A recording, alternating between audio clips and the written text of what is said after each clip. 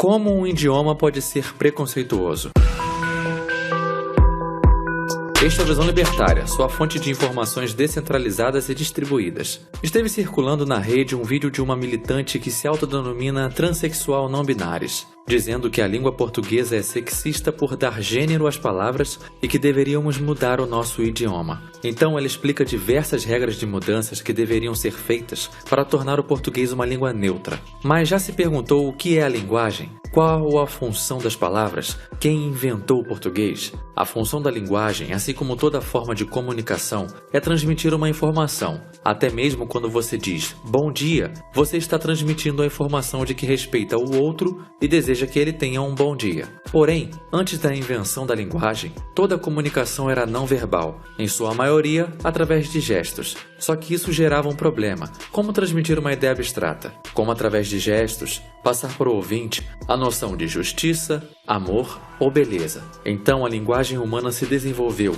diante dessa necessidade, para que pudesse transferir uma informação que houvesse esses conceitos mais abstratos. A língua falada surgiu espontaneamente. Um grupo de pessoas passou a decidir que um determinado som emitido pela voz significava certa ideia, e um certo conjunto de ideias expressava uma informação. Quando digo a palavra carro, o que lhe vem à mente? Uma coisa utilizada para locomoção ou uma fruta? Mas observe que a palavra carro é apenas um som proferido pelas minhas cordas vocais, sem nenhuma ligação a um veículo, mas por uma convenção social, você entende que esse som se relaciona àquela ideia e eu, que estou falando, também. É assim que a comunicação se estabelece. Por isso que se eu falar a palavra carro para alguém que não fala português, ele não vai entender, já que ele nunca foi ensinado a associar esse som com o objeto em questão. Dito isto, e quanto à nossa língua portuguesa? De onde ela surgiu? Obviamente, ela veio de Bacalhaulândia, lugar que os estatistas chamam de Portugal. Porém, ela foi modificada com o passar do tempo. Por isso que quando ouvimos alguém de Bacalhaulândia falando,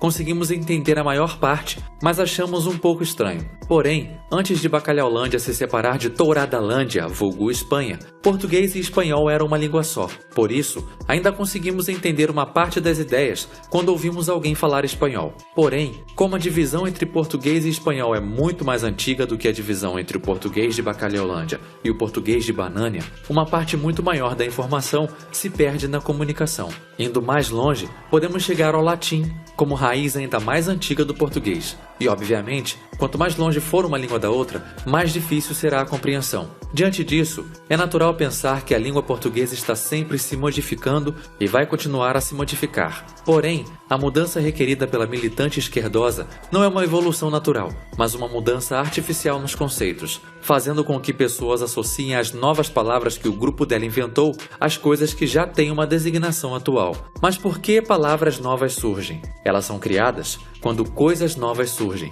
a fim de dar nomes a elas, ou quando se precisa de muitas palavras para expressar uma ideia específica. Por exemplo, a palavra computador não existia no começo do século passado. Quando ele foi inventado, você poderia expressar a ideia de computador dizendo máquina de calcular super rápida. Afinal, essa era a função dos computadores primitivos. Mas dizer máquina de calcular super rápida é bem mais longo do que dizer computador. Então, alguém utilizou esse nome e a sociedade abraçou a ligação entre essa palavra e o objeto. Digamos que você gostaria de chamar o computador de bloquear. Afinal, é uma palavra menor. Você pode até conseguir que esta palavra seja adicionada ao dicionário, se tiver os contatos certos. Mas se ninguém associa esse nome à ideia de computador, a palavra é inútil. Esse é exatamente o problema que temos aqui. Criar palavras novas só é útil se a sociedade como um todo passar a utilizar essas palavras, por terem ligado o som à ideia delas. E como fazer isso? Bom, se a maneira orgânica não funciona, porque a população rejeita a mudança, resta a opção violenta, a máfia estatal. Aqui podemos fazer um paralelo com o dinheiro. O dinheiro surge naturalmente, e o que dá valor a ele é a confiança que a população tem em seu valor. Se todos os bovinos gadosos passassem a utilizar Bitcoin, não importa o quanto esperneia o parasita político, o papelzinho colorido que ele imprime não vai valer nada. E isso não é nenhuma novidade. Para aqueles que nasceram nasceram antes dos anos 2000 devem se lembrar do trema, um sinal de acentuação que dizia se a letra U deveria ser pronunciada após o Q ou o G. Essa sinalização foi abolida com o Acordo Ortográfico de 2008. O acordo foi feito por várias máfias estatais que falavam a língua portuguesa com o objetivo de unificar a forma escrita dela. Sim, o Estado usando de força para obrigar as pessoas a escrever de determinada forma. Claro que isso não alterou em nada a forma como as pessoas falam. As diferenças entre o nosso português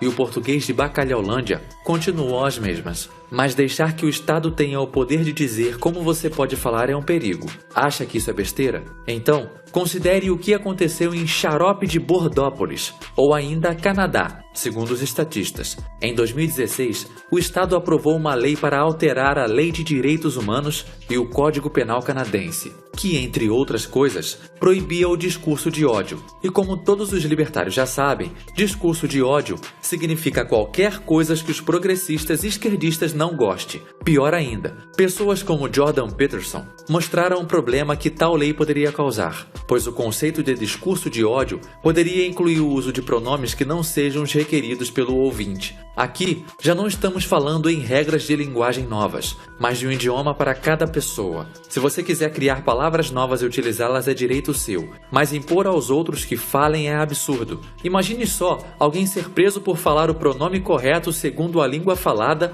ao invés da palavra inventada aleatoriamente por alguém. Porém, essas ideias de criar uma língua sem gênero ou neutra não são novas. Já se falava sobre isso em Trumplândia muito antes da eleição do Homem Laranja Mau. Mas esse tipo de imposição estatal teve pouca oposição lá por causa da diferença daquele idioma. No português, todas as palavras têm gênero. Falar o mesa ou a copo é gramaticalmente errado aqui em Banânia. Porém, em Trumplândia, eles têm um terceiro pronome, o it, que significa ele ou ela no sentido neutro, mas utilizado por objetos ou coisas. Isso acontece porque o inglês vem de uma origem mais céltica, ao invés do latim que deu origem ao português. Por isso, mudar o idioma para um gênero neutro numa língua que já tem isso não é um grande incômodo. Porém, aqui em Banânia, remover o gênero das palavras significa mudar completamente o idioma falado. Por isso demorou tanto para que essa questão fosse trazida para cá. Deixar que o governo altere a forma de falar das pessoas é uma clara violação da liberdade de expressão.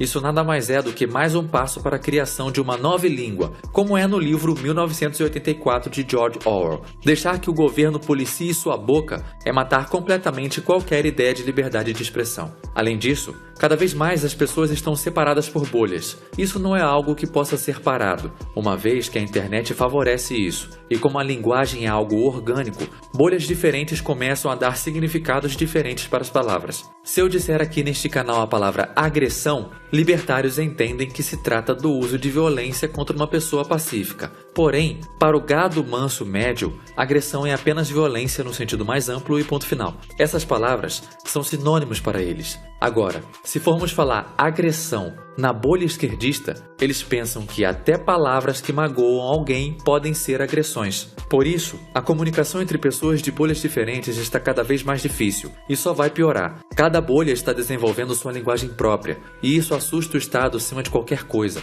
Por que acha que a China baniu o ursinho Pooh? Porque as pessoas passaram a associar à imagem do ditador a palavra Pooh. Porém, quando foi banida essa palavra, as pessoas passaram a utilizar outras. É assim que funciona a linguagem. Não poder controlar quais ideias são divulgadas é um grande incômodo para os parasitas. Não importa o quanto o governo tenta censurar ou policiar o pensamento. Goste ou não, as pessoas vão associar palavras a ideias que quiserem. E não será um parasita estatal ou uma militante gadosa que vai alterar a forma como as pessoas se comunicam. A mera ideia de que chamar alguém de ele ou ela é equivalente a espancar uma pessoa LGBT na rua é um desserviço. Apenas faz com que pessoas que realmente sofrem preconceito tenham suas reclamações levadas sem a devida importância. Lembre-se da história do menino que gritava lobo.